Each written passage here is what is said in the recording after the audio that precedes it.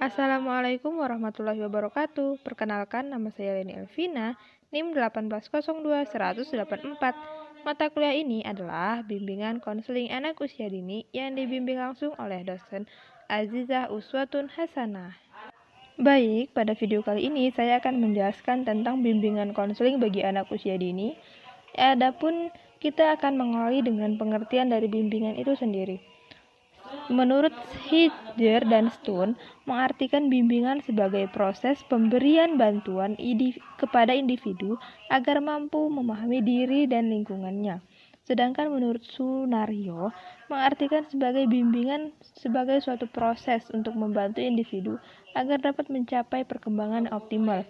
Menurut Crow dan Crow, bimbingan diartikan sebagai bantuan yang diberikan seseorang baik kepada pria maupun wanita yang memiliki pribadi yang baik dan pendidikan yang memadai kepada seorang individu dari setiap usia untuk menolongnya mengembangkan kegiatan-kegiatan hidupnya sendiri, membuat pilihan sendiri, dan memikul bebannya. Jadi dapat disimpulkan bimbingan adalah suatu usaha yang dilakukan oleh individu kepada individu lainnya, baik itu wanita maupun pria, dan tidak mengenal umur, dengan tujuan agar individu tersebut dapat memahami dirinya sendiri, lingkungan sekitarnya, dan juga untuk mempersiapkan individu tersebut agar siap untuk melakukan segala kegiatan dan memikul bebannya sendiri.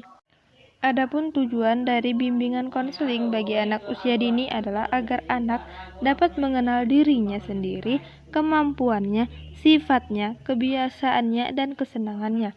Kemudian dapat mengembangkan potensi yang dimilikinya. Jadi dengan adanya bimbingan konseling ini, anak dapat lebih mengenal dirinya sendiri, kemudian mengembangkan bakat dan potensi yang dimilikinya. Jadi anak yang memiliki bakat, di sini akan ketahuan bakat yang dimilikinya dengan adanya konseling. Baik itu anak dapat menari, dapat bernyanyi. Dengan adanya bimbingan konseling ini, anak akan lebih diberikan waktu untuk mengembangkan apa yang dimilikinya. Kemudian dapat mengatasi kesulitan yang dihadapinya. Jadi bukan hanya orang tua saja yang memiliki kesulitan, tapi anak-anak juga sangat banyak kesulitan yang dihadapinya. Seperti anak yang belum bisa berbicara, anak yang susah bersosial dengan teman-temannya, itu juga merupakan kesulitan atau masalah yang dimiliki anak. Jadi dengan adanya bimbingan ini dapat membantu anak untuk mengatasi semua kesulitan-kesulitan tersebut. Kemudian menyiapkan perkembangan mental dan sosial anak untuk masuk ke lembaga pendidikan selanjutnya. Nah, jadi dengan adanya bimbingan konseling ini, anak yang tidak dapat bersosial dengan temannya dapat memiliki kesempatan untuk dibiasakan bersosial dengan teman-teman sebayanya, agar nanti saat dia memasuki pendidikan selanjutnya, dia terbiasa dengan teman-teman yang baru, kemudian dia dapat mengatur sendiri bagaimana cara berteman yang baik dengan teman yang baru dia kenal. Kemudian tujuan bimbingan konseling bagi orang tua agar membantu orang tua agar mengerti, memahami, dan menerima anak sebagai individu. Karena tidak jarang kita jumpai ada juga orang tua yang tidak menerima akan kehadiran anak tersebut. Dia seperti merasa bahwa anak itu hanyalah pembawa sial atau apa seperti itu. Jadi dengan adanya bimbingan konseling ini, orang tua dapat menerima adanya individu tersebut. Jadi dengan adanya bimbingan ini diarahkan bahwa setiap makhluk adalah ciptaan Allah. Adapun anak adalah ciptaan Allah juga yang harus dihargai. Kemudian agar membantu orang tua dalam mengatasi gangguan emosi pada anak yang ada hubungannya dengan situasi keluarga di rumah. Nah, jadi ada orang tua yang mungkin walaupun orang tuanya itu sangat kaya, rumah bak bintang hotel 5, tapi ada saja masalah yang dimilikinya. Dan kemudian dengan adanya anak, mereka malah tambah pusing seperti itu. Hanya menganggap bahwa anak adalah pembawa sial. Karena ada anak, keluarga mereka jadi seperti hancur begitu. Padahal anak tidak tahu apa-apa. Anak hanyalah seorang individu yang mereka adalah hasil dari mereka seperti itu. Tapi banyak juga orang tua yang tidak menerima akan kehadiran anak. Dengan adanya bimbingan konseling ini, dapat mengarahkan orang tua untuk dapat menerima adanya kehadiran anak tersebut. Kemudian membantu orang tua untuk mengambil keputusan dalam memilih sekolah yang baik bagi anaknya sesuai dengan taraf kemampuan kecerdasan anak dan indranya. Nah, jadi banyak orang tua yang menuntut nih, kamu itu harus masuk pesantren, kamu itu harus masuk sekolah kedokteran seperti itu, sedangkan anak tersebut tidak mampu seperti itu. Nah, jadi dengan adanya bimbingan konseling ini dapat mengarahkan orang tua agar mampu untuk memilih sekolah yang sesuai dengan apa yang dimiliki oleh anak, potensi apa yang dimiliki oleh anak. Karena tidak semua anak dapat masuk ke sekolah umum ataupun tidak semua anak dapat masuk ke sekolah kedokteran seperti itu. Kemudian agar memberikan informasi kepada orang tua untuk memecahkan masalah kesehatan anak. Nah, jadi banyak juga anak-anak yang mungkin menurut gurunya ini tidak sehat seperti itu, dan juga orang tua sebagian tidak memperdulikan anak. Jadi dengan bimbingan konseling ini sangat membantu orang tua dari segi apapun dan juga sangat membantu anak dari segi apapun. Kemudian ada faktor-faktor yang mempengaruhi pendidikan anak usia dini. Yang pertama itu ada faktor lingkungan atau environmental element. Di sini terdapat ada suara, cahaya, suhu, dan desain kelas. Nah, seperti yang kita ketahui bahwa suhu, suara, cahaya, dan lingkungan kelas itu sangat mempengaruhi tipe belajar anak. Karena banyak orang, bahkan banyak sekali orang yang tidak bisa belajar dengan suara yang sangat bising seperti itu. Apalagi bila di dalam kelas seorang guru yang mengajar 5 orang anak dengan suara yang sangat ribut, anak tidak akan dapat mendengar apa yang dikatakan oleh guru, dan anak tidak dapat fokus dalam mengerjakan apa yang diperintahkan oleh guru. Ataupun belajar di rumah, anak sedang belajar tapi suara TV, suara apa gitu, itu sangat keras, itu dapat mempengaruhi sekali pemikiran anak, tidak fokus sehingga dia lebih memilih untuk memberhentikan kegiatan belajarnya. Kemudian cahaya, bila cahaya terlalu gelap, bagaimana seseorang dapat belajar, atau cahaya terlalu terang seperti di bawah matahari gitu, matahari yang sangat terik, dia belajar di situ itu akan sangat silau sekali dan dapat merusak penglihatan anak. Juga suhu, bila cuaca terlalu dingin seperti itu, kan lebih enak kita tuh dalam selimut gitu kan, jangankan anak-anak, kita juga kalau terlalu dingin, udah nanti aja belajarnya gitu. Anak-anak juga seperti itu. Kemudian desain kelas yang mungkin sangat berantakan seperti itu sangat mempengaruhi sekali konsentrasi anak untuk belajar.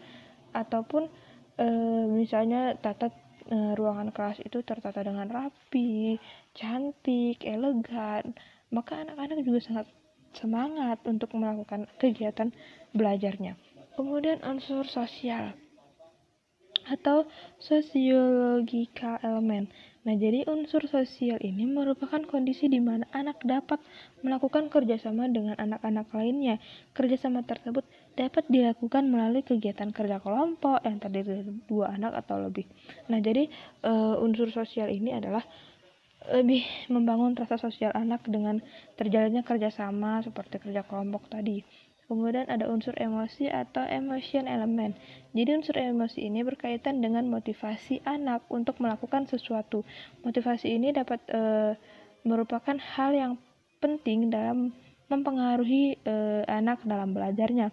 Hal ini disebabkan karena motivasi yang dimiliki anak berbeda antara satu dengan lainnya.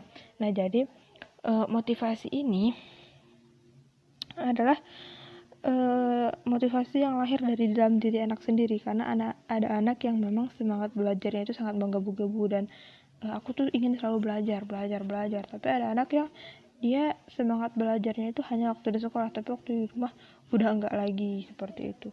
Kemudian emosinya juga seperti itu. Saat dia sangat semangat untuk belajar, dia ingin selalu belajar, tapi saat dia sudah tidak bad mood atau dia sangat tidak mau belajar, maka jangankan dipaksa, disuruh atau diberi hadiah untuk agar dia mau belajar. Kalau memang dia sudah tidak ingin untuk belajar, dia tidak ada termotivasi dengan apapun, bahkan dari dirinya untuk tidak belajar, maka anak tidak akan belajar. Dia lebih memilih seperti bermain dengan temannya, lebih memilih untuk menonton TV, seperti itu. Kemudian sekarang ada karakteristik dan permasalahan perkembangan anak usia dini. Yang pertama itu ada perkembangan fisik. Nah, ini dilihat dari aspek perkembangan fisiknya, Harlock menjelaskan bahwa secara umum ada perkembangan fisik anak usia dini yang mencakup 4 aspek. Yang pertama itu ada sistem saraf. Nah, jadi sistem saraf ini sangat berkaitan erat dengan perkembangan kecerdasan dan emosi atau gangguan fungsi panca indera. Seperti yang kita ketahui bahwa sistem saraf ini mempengaruhi seluruh kegiatan badan, baik dari luar maupun dalam. Kemudian juga kecerdasan kita itu sangat tergantung pada sistem saraf kita, dan juga emosi kita diatur oleh sistem saraf yang terdapat pada otak. Jadi otak kita memerintahkan tubuh kita untuk melakukan segalanya. Jadi apabila sistem saraf kita ada rusak, itu bisa mengalami gangguan, baik itu gangguan dari luar maupun dari dalam. Kemudian panca indera juga dapat terganggu, seperti ada sistem saraf yang rusak, kemudian mata tiba-tiba seperti selalu berair, kemudian ada juga mata merah. Semua itu diatur oleh sistem saraf yang berada pada otak. Kemudian otot-otot yang mempengaruhi perkembangan, kekuatan, dan kemampuan motorik. Jadi otot-otot ini sangat mempengaruhi perkembangan kekuatan. Jadi kalau misalnya kita seperti mengangkat barang, itu kan membutuhkan kekuatan yang super seperti itu, agar barang yang beratnya itu lumayan dapat terangkat. Nah, jadi kita di sini sangat membutuhkan adanya otot. Kemudian apabila otot kita ini cedera ataupun ke motorik, seperti motorik kasar kita itu tangan, itu tidak mampu, maka itu terdapat gangguan seperti cacat tubuh. Kemudian ada kelenjar endokrin yang dapat menyebabkan munculnya pola tingkah laku baru seperti pada usia remaja, perkembangan perasaan senang untuk aktif dalam suatu kegiatan. Terkadang anggotanya terdiri dari lawan jenis seperti kegemukan atau obesitas. Nah, jadi penyakit yang terdapat pada kelenjar. Jadi kelenjar endokrin ini adalah suatu kelenjar yang dapat menyebabkan kita kegemukan. Anggap saja seperti lemak. Nah, jadi apabila kita telah mengalami penyakit obesitas, maka kita sendiri akan mengalami kesulitan dalam bergerak karena sudah kegemukan. Nah, jadi kelenjar endokrin ini adalah kelenjar yang menyebabkan manusia itu memiliki tingkah laku baru seperti orang yang biasanya. Seperti anak-anak yang baru dewasa, dia memiliki pola makan yang berubah. Bisa jadi dia yang pola makannya pertamanya biasa aja, 2x1, dapat setelah adanya kelenjar endokrin yang berlebihan ini, dia akan dapat makan lebih banyak sehingga menyebabkan obesitas. Dan sekali makan dia mungkin mengandung kalori yang sangat berlebihan. Nah, jadi obesitas ini dapat menyebabkan motorik itu menjadi cacat karena tidak dapat bergerak dengan bebas. Kemudian ada struktur fisik atau tubuh yang meliputi tinggi, berat, dan porsi tubuh. Ini struktur fisik yang ini merupakan gangguan seperti gerak peniruan atau stereotip. Ini bisa disebut juga seperti kerdil, seperti itu. Dia tuh memiliki tinggi badan yang tidak sama dengan orang dewasa pada umumnya, ataupun berat badan yang tidak sesuai, seperti anak yang kurang gizi, seperti itu. Kemudian perkembangan kognitif dan kepribadian.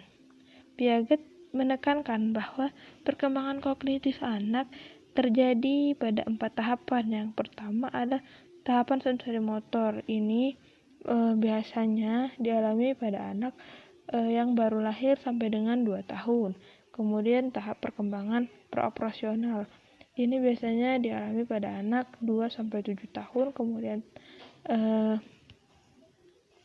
tahapan operasional konkret biasanya dialami pada anak 7 sampai 11 tahun. Kemudian tahapan operasional formal ini biasanya dialami oleh anak 11 sampai 6 tahun. Nah, jadi perkembangan kognitif atau kepribadian setiap anak itu berbeda-beda tergantung usianya. Yang seperti dari lahir sampai 6 tahun itu anak mulai banyak melakukan perkembangan, baik itu dari dia cuman bisa menangis, kemudian dia dapat mengucapkan mama, mama. Dia kemudian dapat telungkup, kemudian merangkak seperti itu. Kemudian juga kecerdasannya semakin menambah, dia dapat menggenggam, merasakan, meraba, kemudian mengatakan mama, papa, mamam, seperti itu. Kemudian ada perkembangan emosional dan sosial. Jadi emosional pada anak sangat mudah berubah dengan cepat dan dari satu bentuk ekspresi itu ke ekspresi yang lainnya. Kemudian rangsangan yang sering membangkitkan emosi anak adalah keinginan yang tidak terpenuhi. Jadi tidak jarang ada anak yang ingin sesuatu tapi dia tidak dapat mengatakannya. Jadi dia emosi atau bisa dibilang dengan anak tantrum. Jadi setiap anak itu sangat mengalami perubahan emosi yang sangat berubah dengan cepat. Dan ini dapat dipancing dengan keinginan yang tidak teringin atau keinginan dia yang tidak terpenuhi oleh orang tuanya. Jadi di sini dapat menyebabkan emosi anak yang pertamanya itu dia bagus memintanya, ma ada pengen ini, ada pengen ini, tapi karena orang tuanya mungkin terlalu sibuk dan mengatakan sabar sayang sebentar, tapi anak tidak dapat sabar dan jadi mengubah emosi anak dari lembut menjadi marah, menangis, dan lain-lain. Yang kemudian ada perkembangan bahasa. Nah, jadi kemampuan berbahasa anak merupakan aspek terpenting yang perlu dikuasai. Tapi tidak semua anak mampu menguasai kemampuan ini. Ketidakmampuan anak berkomunikasi secara baik dapat dikarenakan karena keterbatasan kemampuan menangkap pembicaraan anak lain atau tidak mampu menjawab dengan benar. Nah, jadi di sini yang dimaksudkan adalah di mana dia sangat kekurangan kosakata dari orang-orang terdekat dia. Misalnya orang tua dia mengikuti cara berbicara anak, seperti anak bilang mama, mama, mama, mama. Nah, jadi orang tua juga selalu mengatakan sini mamam dulu, mamam, mamam, seperti itu. Nah, jadi di sini orang tua mengikuti bahasa anak, bukan anak yang mengikuti bahasa orang tua. Nah, jadi di sini anak tidak mampu berkomunikasi secara baik karena dia telah dibiasakan dengan berbicara dengan bahasa dia sendiri. Jadi dia selalu merasa benar dengan apa yang dia ucapkan walaupun itu sebenarnya tidak benar. Jadi ada juga anak yang gagap, ada juga anak yang cadel. Nah, jadi di sini ada perkembangan bahasa anak yang emang tidak sama antara anak yang satu dengan anak yang lainnya. Kemudian ada perkembangan seni dan kreativitas. Seni dan kreativitas sama halnya dengan aspek psikologi lainnya yang dikembangkan sendiri. Mungkin semenjak anak lahir ia merupakan bagian dari keadaan jiwa seseorang individu. Pengenalan langsung anak terhadap alam merupakan cara orang tua atau guru kreatif dalam memberikan media pendidikan yang seluas mungkin kepada anak sebagai pendidik saatnya anak merasakan bahwa kreativitas laksana ruh yang mampu membangkitkan seluruh potensi anak usia dini. Nah, jadi seni dan kreativitas itu yang ada pada anak harus dikembangkan karena anak memiliki seni dan kreativitas masing-masing. Jadi tidak bisa disamakan antara anak yang satu dengan anak yang lainnya. Karena setiap anak memiliki kreativitas dan seni yang berbeda-beda. Kita sebagai pendidik harus memberikan apa yang anak inginkan. Karena setiap apa yang dilakukan anak itu juga bisa merupakan seni bagi anak tersebut. Kemudian perkembangan moral dan nilai agama. perkembangan moral dan nilai agama seharusnya ditanamkan sejak anak usia dini, karena kemampuan ini sebagaimana perkembangan emosi dan sosial dapat berkembang melalui pembiasaan moral dan agama anak. Karena di sini anak akan berkembang dengan baik apabila memperoleh contoh dan teladan serta arahan dari orang-orang terdekatnya. Karena aspek perkembangan ini juga sangat membutuhkan model dan pembiasaan yang baik secara terus-menerus oleh orang tua guru maupun lingkungannya. Jadi di sini kita tidak bisa hanya memberikan atau memerintahkan anak untuk melakukan perbuatan baik, sedangkan kita tidak mencontohnya. Seperti kita bilang, anak jangan buang sampah sembarangan, tapi saat kita berada di luar rumah bersama anak, kemudian kita melihat ke kanan kiri tidak ada orang, kita membuang sampah sembarangan. Jadi di situ anak juga akan dapat meniru. Dia saat membuang sampah, dia tinggal lihat kanan kiri nggak ada orang, langsung buang. Atau seperti membiasakan anak untuk sholat.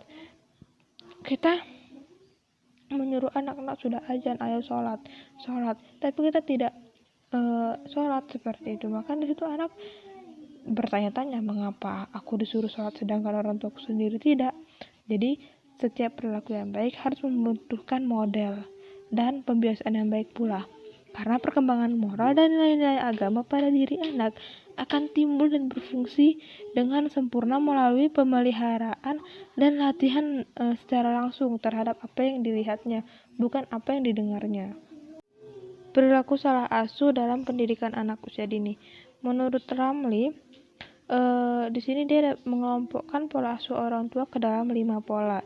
Yang pertama itu ada pola asuh yang otoriter, yaitu sikap orang tua yang selalu menolak apa yang diinginkan oleh anak dan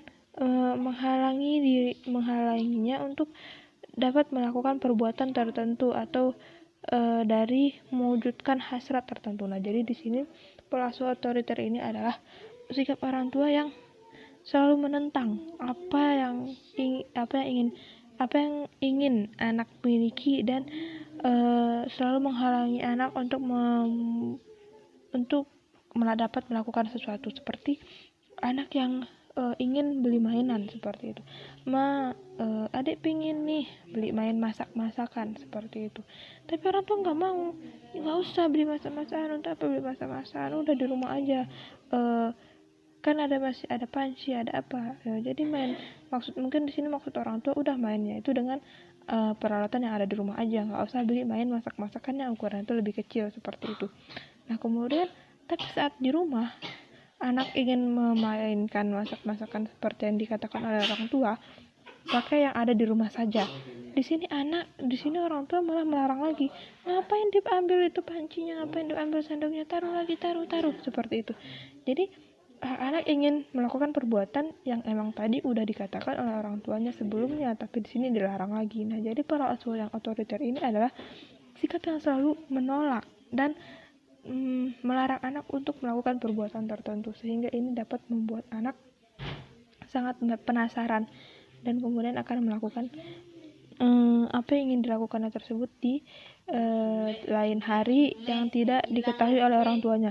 Kemudian ada pola asuh yang demokratis, yaitu sikap terbuka antara orang tua dan anak. Nah, jadi sikap asuh demokratis ini itu sikap orang tua yang memiliki keterbukaan antara orang tua tersebut dengan anaknya.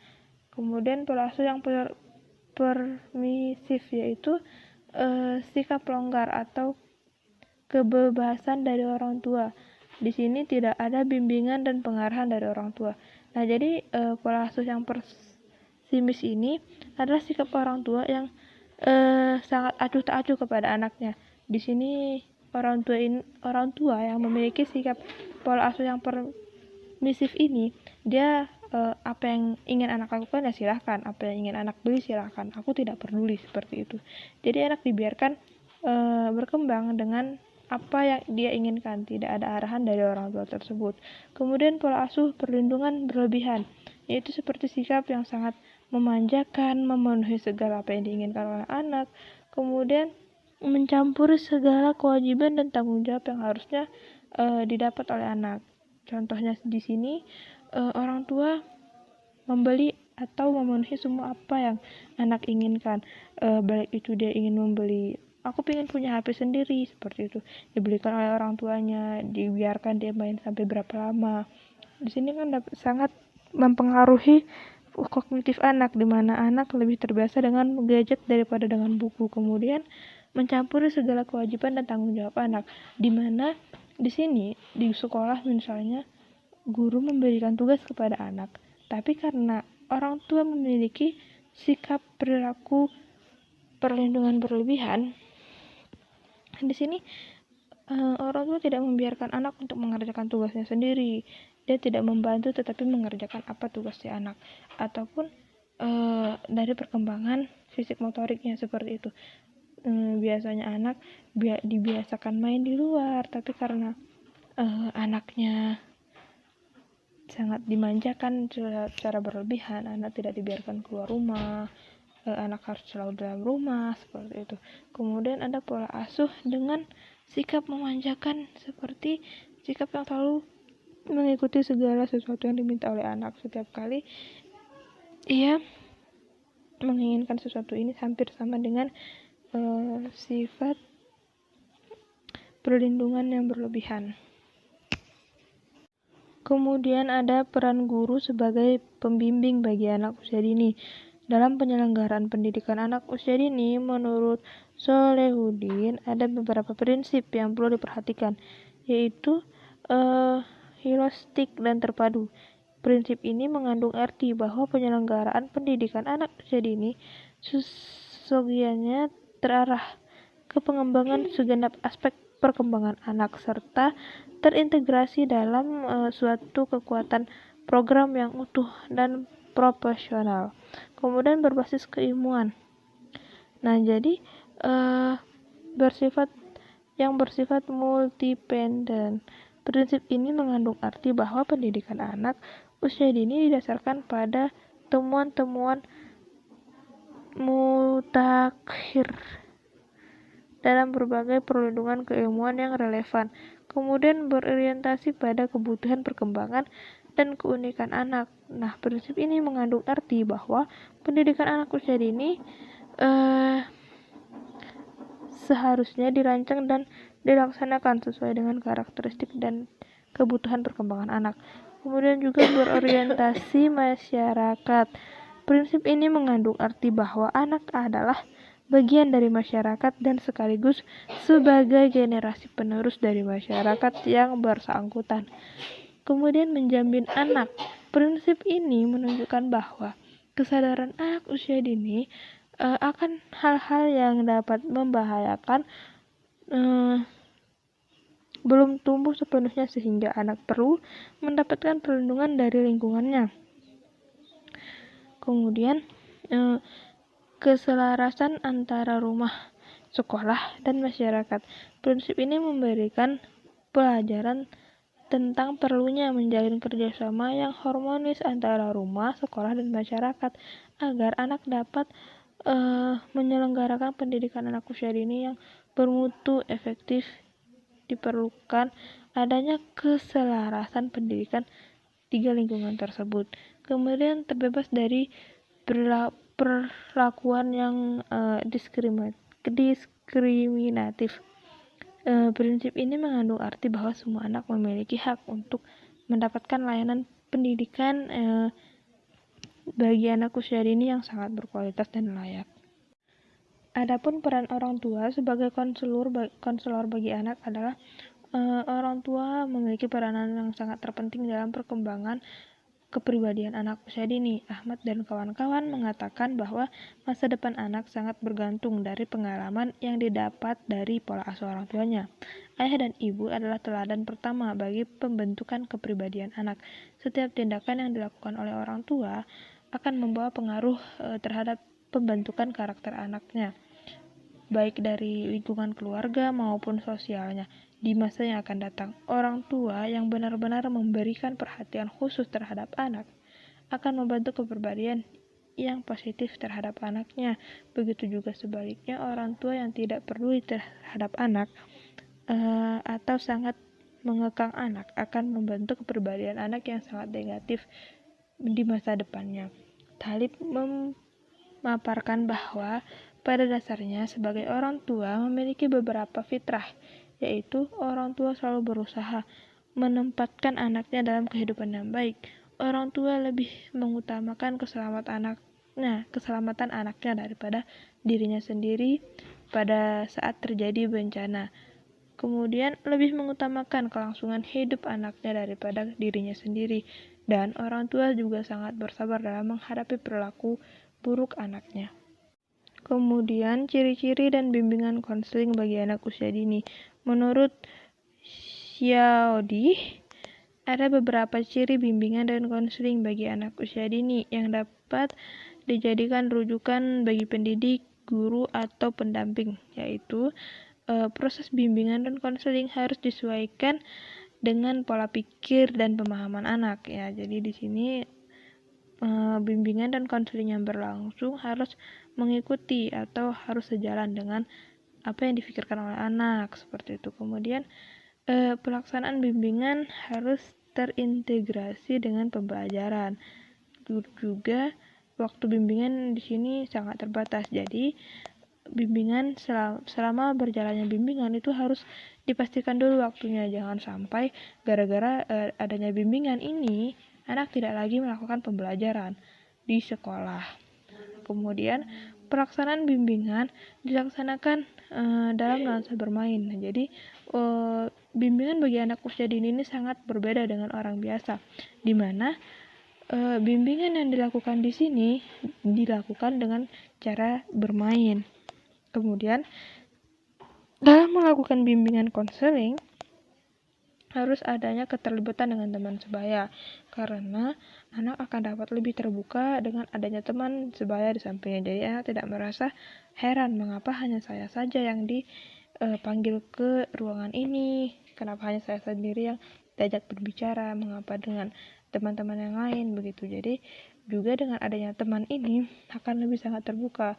Mungkin kita bertanya pada anak yang kita sedang konselingi, tapi temannya menjawab, kemarin dia juga seperti ini, Bu, seperti ini. Kemudian untuk bimbingan konseling bagi anak usia dini juga harus ada keterlibatan dari orang tua. Karena kalau misalnya hanya di sekolah saja ada bimbingan dan konseling, kita tidak tahu bagaimana sikap anak di rumah. Selanjutnya, bimbingan bagi anak usia dini terdiri atas 5 bentuk layanan. Yang pertama ada layanan pengumpulan data. Layanan pengumpulan data adalah layanan yang pertama kali dilakukan oleh guru atau pendamping dalam bimbingan. Layanan ini dimaksud untuk mengumpulkan berbagai data yang diberikan dengan segala aspek kepribadian dan kesanggupan anak usia dini dan keluarga. Data yang perlu dikumpulkan ini meliputi data anak dan orang tua atau walinya. Sebelum membahas tentang berbagai strategi dan teknik atau latar pengumpulan data, akan dijelaskan terlebih dahulu tentang beberapa hal yang terkait dengan pengumpulan data, yakni ada prinsip pengumpulan data dan berbagai jenis pengumpulan data. Adapun berbagai prinsip yang terdapat dalam layanan pengumpulan data, yang pertama ada kelengkapan data, yang kedua relevan data dan keakuratan data. Selanjutnya ada layanan informasi. Layanan informasi adalah bentuk layanan bimbingan yang memungkinkan anak dan orang tua agar dapat menerima dan memahami berbagai informasi yang dapat digunakan sebagai bahan untuk mempertimbangkan dan mengambil keputusan untuk kepentingan anak. Informasi yang dapat diberikan dapat berupa informasi pendidikan, kesehatan, atau sosial. Layanan informasi bertujuan untuk memberikan wawasan terhadap anak dan orang tua tentang hal-hal yang berhubungan dengan kepentingan perkembangan anak. Diharapkan melalui layanan informasi ini, anak dapat lebih mampu mengenal dirinya dan lingkungan sekitarnya agar dapat beradaptasi terhadap perubahan lingkungan dan di kemudian hari. Kemudian, layanan konseling. Layanan konseling merupakan suatu layanan yang dimaksudkan untuk membantu kesulitan yang dihadapi anak secara lebih insentif atau mendalam. Misalnya, ditemukan anak yang sulit berpisah dengan orang tua atau mengantarnya atau sang pengantar. Sudah hampir 3 bulan seorang anak selalu ditunggu orang tua. Padahal anak lain udah dapat berjalan sendiri tanpa harus ditunggu. Contoh anak seperti ini perlu mendapatkan layanan konseling. Nah, layanan konseling ini dapat dilakukan terhadap anak yang mengalami masalah kepada orang tua dengan maksud untuk mencari solusi terbaik dalam membantu anak yang menghadapi masalah tersebut. Bentuk layanan ini dilakukan melalui pertemuan tatap muka antar guru, anak, dan orang tua. Kemudian ada layanan penempatan. Layanan penempatan yaitu bimbingan yang memungkinkan anak didik untuk dapat memperoleh penempatan yang tepat sesuai dengan kondisi dan potensinya. Melalui layanan penempatan ini, diharapkan anak dapat berada pada posisi dan pilihan yang tepat. Layanan penempatan dapat diberikan pada anak yang memiliki kemampuan berbeda. Hal ini dimaksud agar anak mendapat layanan dan kesempatan untuk lebih mengembangkan kemampuan yang dimilikinya.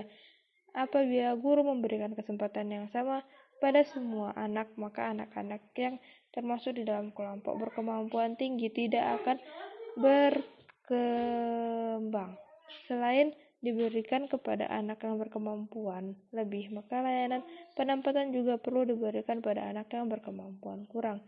Hal ini dilakukan karena anak perlu diberi kesempatan untuk mengembangkan diri sesuai kapasitas kemampuannya. Misalnya, ditemukan seorang anak yang daya pendengarannya terganggu. Nah, selain anak perlu penanganan dokter, guru juga perlu menempatkan anak duduk dekat dengan guru sehingga ucapan guru mudah didengar oleh anak tersebut. Kemudian ada ruang lingkup. Ruang lingkup dari bimbingan konseling ini ada 3, yaitu bimbingan pribadi sosial. Dan dimaksudkan ini adalah agar dapat mencapai tujuan dan tugas perkembangan pribadi sosial dalam mewujudkan pribadi yang mampu menyesuaikan diri dan bersosialisasi dengan lingkungan secara baik. Bimbingan dan konseling ini dapat membantu anak dalam memecahkan semua masalah dan pribadi sosial seperti yang telah diucapkan di tujuan tadi, bahwa bimbingan konseling ini juga sangat membantu anak dalam masalah sosialnya, karena tidak jarang kita jumpai anak sangat pendiam dan murung karena dia tidak dapat bersosial dengan teman-temannya, dia tidak tahu bagaimana cara berteman. Kemudian bimbingan belajar, di sini tujuannya untuk mencapai tujuan dan tugas perkembangan pendidikan melalui kegiatan belajar sambil bermain. Seperti yang kita ketahui bahwa setiap anak belajar sambil bermain itu adalah belajar bagi dia. Jadi setiap permainan itu adalah belajar bagi dia, baik itu untuk mengembangkan fisik motoriknya, perkembangan kognitifnya. Jadi setiap permainan adalah belajar bagi anak. Kemudian bimbingan karir. Di sini tujuannya agar membantu anak dalam memecahkan masalah dalam perencanaan, pengembangan, dan pemecahan masalah karir seperti pemahaman terhadap jabatan, tugas-tugas kerja, pemahaman kondisi dan kemampuan diri, pemahaman kondisi lingkungan, perencanaan dan pengembangan karir, penyesuaian pekerjaan, dan pemecahan masalah-masalah karir yang dihadapi secara sederhana. Nah, jadi bimbingan karir di sini dimaksud adalah untuk memperkenalkan anak dengan adanya dunia pekerjaan, seperti memperkenalkan bahwa ada juga guru, tugas guru seperti ini. Jadi dari kecil anak udah tahu nih tujuan untuk dia itu nanti apa, cita-citanya apa. Jadi dari kecil dengan ada bimbingan karir ini akan lebih terarah untuk mencapai cita-cita tersebut. Misalnya dia ingin menjadi dokter seperti itu. Nah, jadi dari kecil diarahkan bahwa dia tuh harus menjaga kesehatan, nanti kamu tuh akan sekolah selanjutnya itu yang kamu ambil ini, seperti ini, tugas-tugas dokter itu seperti ini. Kemudian dia juga nanti akan diajarkan bagaimana cara untuk merencanakan apa yang ingin dicapainya tersebut. Kemudian teknik pengumpulan data pada bimbingan konseling anak usia dini dengan menggunakan teknik tes dan no tes. Yang pertama itu ada teknik tes dengan tes kecerdasan. Tes kecerdasan merupakan kemampuan atau kecakapan individu untuk belajar abstrak. Kecakapan ini sangat berkaitan dengan kemampuan untuk memahami, menganalisis, memecahkan masalah, dan mengembangkan sesuatu dengan menggunakan rasio atau pemikiran. Herger dan Stone mengartikan kecerdasan sebagai kemampuan untuk berperilaku yang jelas tujuannya, berpikir rasional, dan berhubungan dengan lingkungan secara efektif. Tes kecerdasan ini kemudian dikenal dengan tes EQ. Melalui tes ini akan ditentukan klasifikasi atau kategori kecerdasan peserta didik yang bisa dimulai dengan 140 ke atas yang dianggap dengan luar biasa sampai dengan tingkat di bawah 30 yang bisa dianggap dengan anak yang idiot.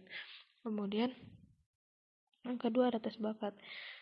Tes bakat. Anastasi menegaskan bahwa tes bakat merupakan pengukuran terhadap pengalaman seseorang yang diperoleh secara kumulatif, diperoleh melalui pengalaman yang tak terancang. Tes bakat berfungsi untuk meramal suatu potensi untuk dibentuk dalam kinerja tertentu.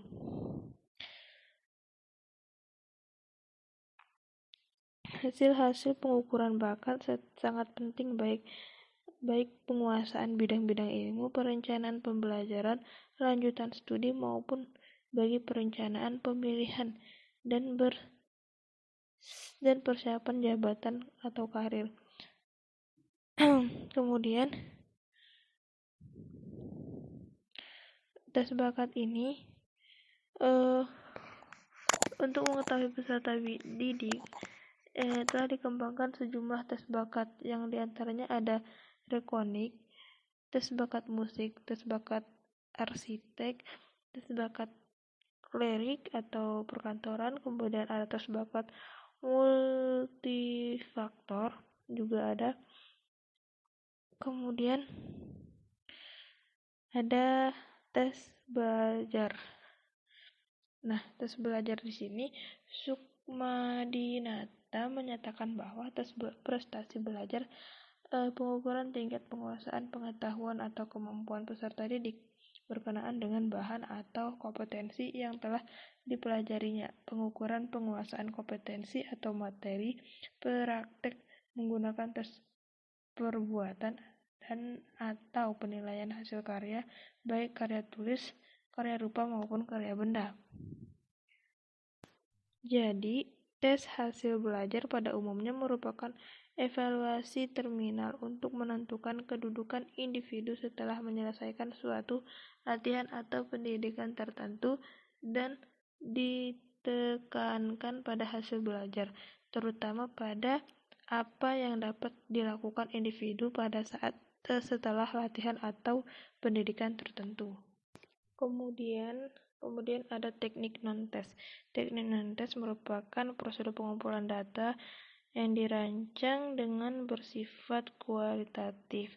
Teknik non-tes menghasilkan jawaban yang tidak dapat dikategorikan salah atau benar, tetapi semuanya sesuai dianggap benar bila jawaban yang dimaksud sesuai dengan kondisi atau karakteristik responden, seperti responden menjawab A, menjawab hijau, B kuning, C merah. Untuk pernyataan responden, apa warna favorit Anda? Kemudian yang pertama di sini dalam teknik non-tes ini ada pengamatan atau observasi. Observasi dilakukan dengan cara mengamati berbagai perilaku atau perubahan yang terjadi yang ditunjukkan anak selama kurun waktu tertentu. Nah, teknik ini juga dilakukan hanya dengan cara mengamati dan tidak melakukan percakapan atau wawancara. Kemudian, teknik observasi atau pengamatan ini juga memiliki kelebihan dan kekurangan. Adapun kelebihan observasi yaitu waktu yang digunakan tidak terlalu lama karena guru atau pendamping cukup memberikan tanda cek atau gambaran yang ditampilkan anak.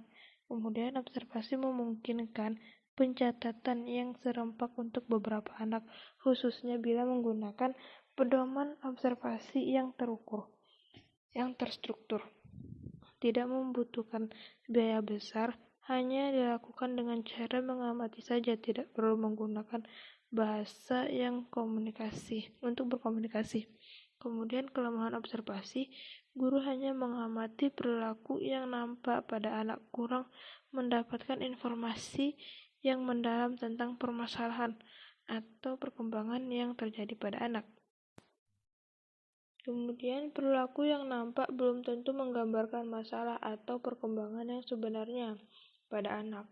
Kemudian timbulnya suatu kejadian yang hendak diobservasi tidak terlalu dapat diramalkan sebelumnya oleh guru atau pendamping, sehingga sukar untuk menentukan waktu yang tepat untuk melakukan observasi. Observasi hanya tergantung kepada faktor-faktor yang tidak dapat dikontrol seperti cuaca, berbagai kegiatan yang berlangsung secara tiba-tiba. Kemudian ada teknik wawancara atau interview. Wawancara merupakan teknik untuk mengumpulkan informasi melalui komunikasi langsung dengan responden.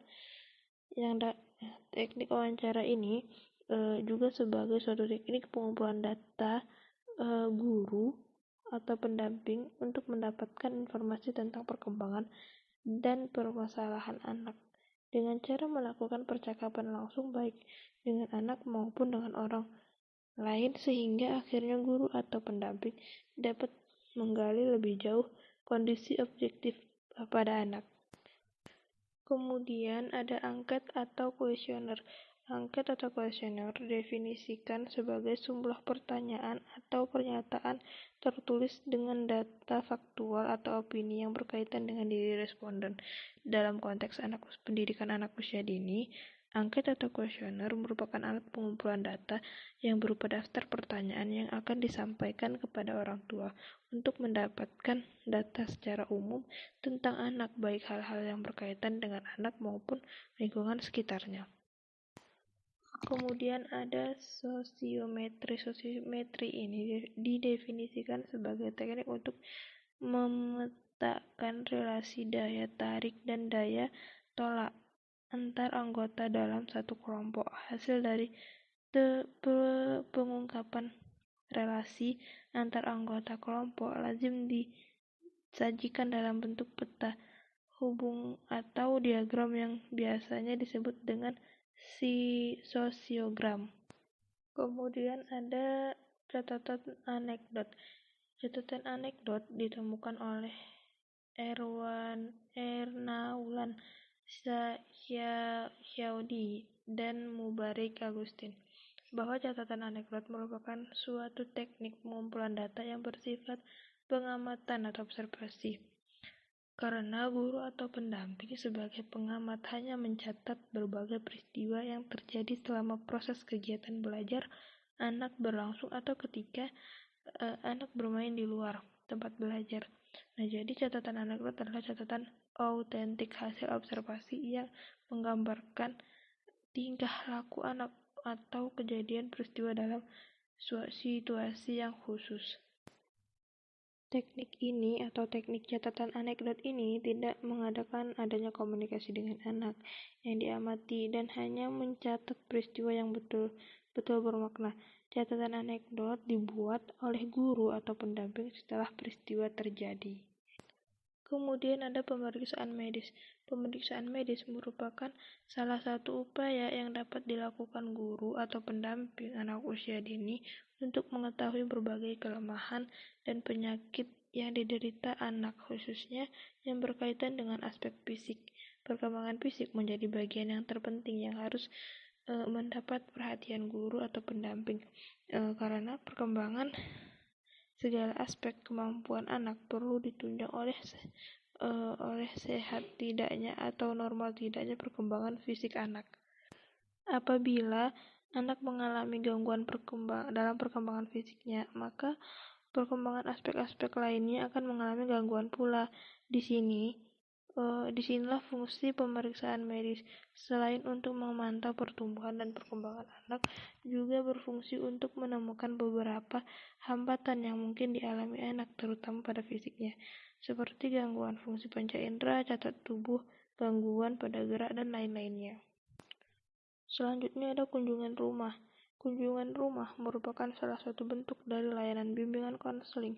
Kunjungan rumah ini dapat digunakan oleh guru sebagai salah satu teknik untuk lebih memahami bagaimana perkembangan anak dan permasalahan yang dihadapi oleh anak.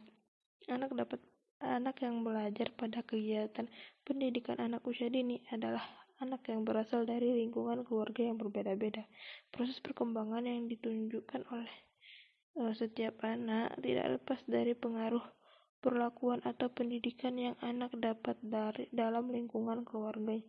Fungsi utama dari kunjungan rumah adalah membina hubungan baik dan kerjasama antar guru dengan orang tua peserta didik, sehingga akan terbina saling pengertian sesama, persepsi, sikap, dan perlakuan terhadap anak usia dini tersebut. Kemudian ada teknik autobiografi dan catatan harian. Autobiografi atau disebut juga riwayat atau karangan pribadi merupakan ungkapan pribadi peserta didik tentang pengalaman hidupnya, cita-citanya, minatnya, maupun keadaan keluarganya, dan lain-lain. Karangan pribadi ini umumnya bersifat rahasia, namun dapat digunakan untuk memahami keadaan peserta didik dengan segala keunikannya. Autobiografi dan catatan harian merupakan sumber data yang berharga dan dapat dipergunakan untuk memahami individu karena dibuat oleh peserta didik sendiri dalam mencatat dirinya. Bukan hanya mengenai dirinya sendiri, namun peserta didik biasanya juga menceritakan serangkaian peristiwa yang dianggap penting dan berkesan oleh peserta didik dengan segala ekspektasi dan gejolak jiwanya, baik itu sedih, duka, bahagia. Kemudian autobiografi atau catatan harian disebut juga riwayat karangan pribadi yang umumnya diungkapkan peserta didik dengan pengalaman hidupnya. Selanjutnya ada studi kasus. Studi kasus merupakan teknik memahami individu dengan mempelajari perkembangan peserta didik secara komprehensif yang diperoleh dari berbagai pihak yang berwenang seperti guru, orang tua, dokter, polisi, dan lainnya. Selanjutnya ada studi kasus. Studi kasus merupakan teknik memahami individu dengan mempelajari. Selanjutnya ada konferensi kasus. Konferensi kasus didefinisikan sebagai suatu pertemuan di antara beberapa unsur sekolah untuk membahas seseorang atau beberapa orang peserta didik yang memiliki masalah. Konferensi kasus bertujuan untuk saling melengkapi data tentang peserta didik yang sedang menghadapi masalah tersebut untuk kemudian memberi layanan atau mencari cara penyelesaian masalah yang tepat bagi peserta didik tersebut. Selanjutnya ada studi dokumentasi. Studi dokumentasi didefinisikan sebagai teknik untuk memperoleh sejumlah informasi yang bersifat dokumentasi dari beberapa dokumen yang ada baik di kelas, laboratorium, perpustakaan, dan lain sebagainya. Sebagaimana dimaklumi, di sekolah umumnya telah tersedia sejumlah dokumen baik yang berkenaan dengan hasil atau prestasi belajar peserta didik, tentang keadaan dan latar belakang keluarga, keadaan dan perkembangan pribadi peserta didik, juga tentang aktivitas peserta didik baik di sekolah maupun di luar sekolah. Nah, dokumen yang dimaksud antara lain buku leger atau buku nilai, raport ataupun buku induk peserta didik, juga data tentang pribadi peserta didik, dan lain-lainnya. Berbagai alat pengumpulan data yang telah diuraikan di atas dapat digunakan guru pendamping dalam upaya memahami perkembangan dan permasalahan yang dihadapi oleh peserta didik, yaitu anak usia dini. Namun mengingat setiap teknik memiliki kelebihan dan kekurangan, maka guru harus dapat menggunakan lebih dari satu alat agar informasi yang diperoleh lebih lengkap dan dapat mewakili semuanya. Baiklah, cukup sekian penjelasan dari saya. Saya Leni Elvina, 1802184. Mohon maaf atas segala kekurangan. Assalamualaikum warahmatullahi wabarakatuh.